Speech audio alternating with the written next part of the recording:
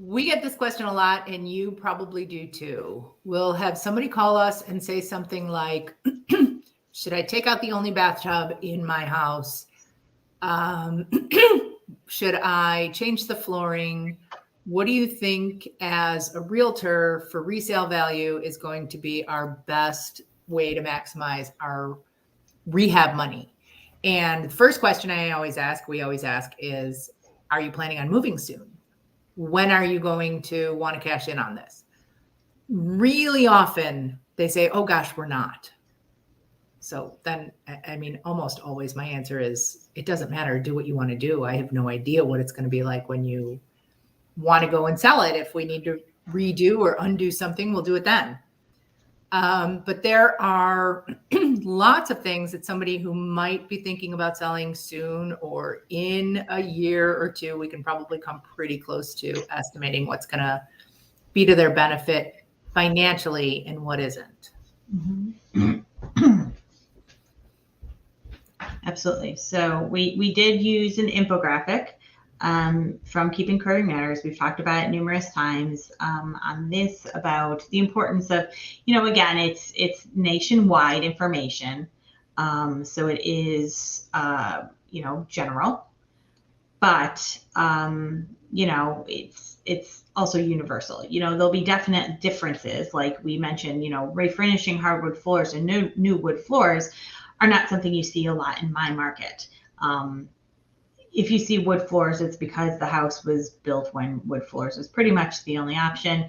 And often, the older homes in the older neighborhoods in your market are wood floors, right. But in your specific neighborhood, those were all built 15 years ago. Correct. And mostly have different options for flooring. Correct. So, but universally, I think the answer is still flooring, regardless of what it is. Obviously, the more expensive it is, the more desirable it is. The more people think that they're, getting something fancier, worth a little bit more. Not as many people are, if it's wall-to-wall carpeting, are going to find it as appealing as if it's wall-to-wall wood flooring. Yes. And new flooring, whatever it is. I remember somebody talking about somebody who had a lot of rentals, a realtor who had a lot of rentals. And he said, along the way, I learned that people didn't want good carpeting. They wanted new carpeting.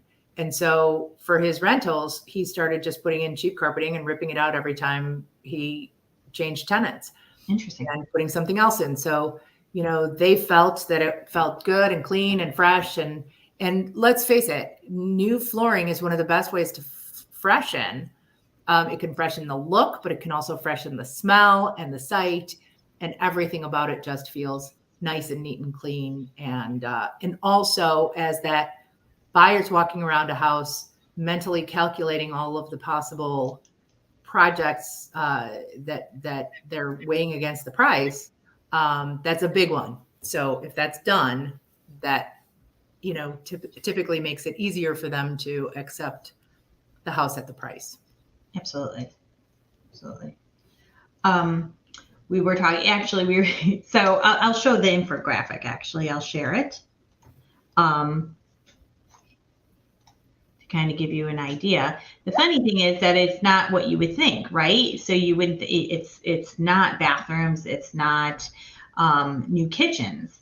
It's siding, which I'd have to agree with, again, depending on what the situation is. Obviously, you want to make sure it's in good condition. I wouldn't say go and change the siding just to change the siding. If it's in good, you wouldn't do that if the floor was one way and it's only useful if it's really in bad. Unless it's hideous.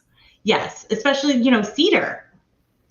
My parents, we had a partial brick, partial cedar. My parents painted it and upkept it all the time. And so when they went and sold it, it was in very good condition.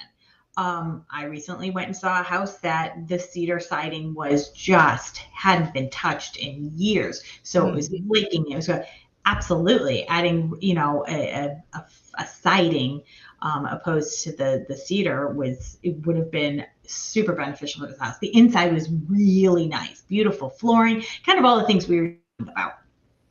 but the outside was useless. It was ugh.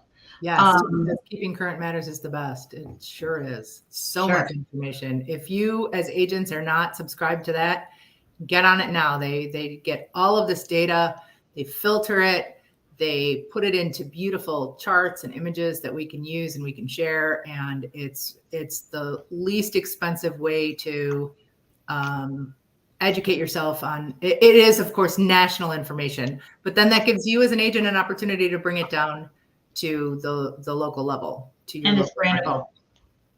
Yes, it's brandable. brandable as well. Mm-hmm. So very easy content for your social media.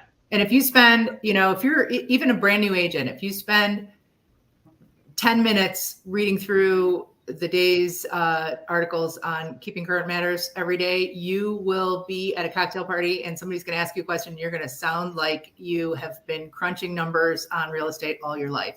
It's going to make you look like a rock star. Absolutely. It's also going to help you understand what's going on. Right. And so then, you have the siding, the garage door, the roofing, the insulation. Quite honestly, I think all of those really, come down to the same thing, which is the soundness of the house, and it makes sense up here in the north, northern states, and probably in the southern states where you're battling with the air conditioning. You don't want it seeping out. And in the north, especially in the winter, you don't want the cold air seeping in. So all of those, the siding, the roofing, the garage door, upgrades and the installation all really come down to energy efficiency in my opinion. And then roofing and insulation, if you've got poor attic insulation, it can seem like it's a drafty house with 100 problems. And so buyers coming in and feeling uncomfortable, first of all, we never want buyers to feel uncomfortable when we're walking into what we hope is going to feel like their home. But secondly, their mental adding machine is going to ching, and probably figuring 2 to 3 times the actual cost for many of these items. Garage door is one of those things that's very practical, and it's also a huge curb appeal opportunity. So a garage door can change the whole look of your house. If you want to update without changing your siding, a garage door is a great way to do it. So is a front door. Now, front doors can end up being really expensive, but we've had people paint the front door and just change the whole look of the house. Absolutely. I just changed mine. And it looks a lot different. Oh, I want to see cranberry.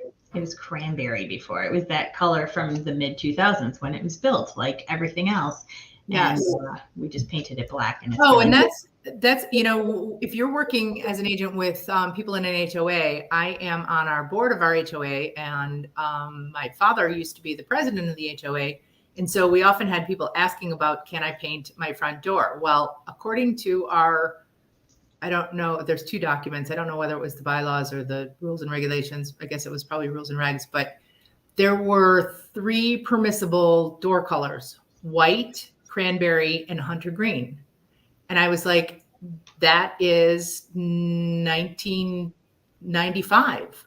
You can't make people paint their door a color that's out of style. That's not okay. We have to change that. Yes. So you might be running into that with your sellers, and that's just something you have to look at if you're working in HOAs. They often had colors, and then nobody gets around to updating that. Yeah, yuck. Decidedly. Stop. So that's about all we have. If your clients are asking you questions, that is awesome. That's exactly what you want. You can even put some teasers out on social media. Ask them, what do you think the best way to spend $5,000 for future resale value would be, or something like that. If people are coming to you with questions, then you are their source for answers, and they're thinking of you as the expert. I did get a crystal ball that is malfunctioning. It's supposed to answer our questions, and it's not.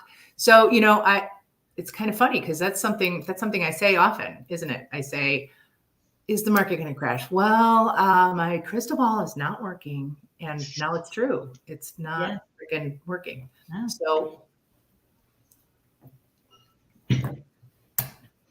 still doesn't work. You win some, you lose some.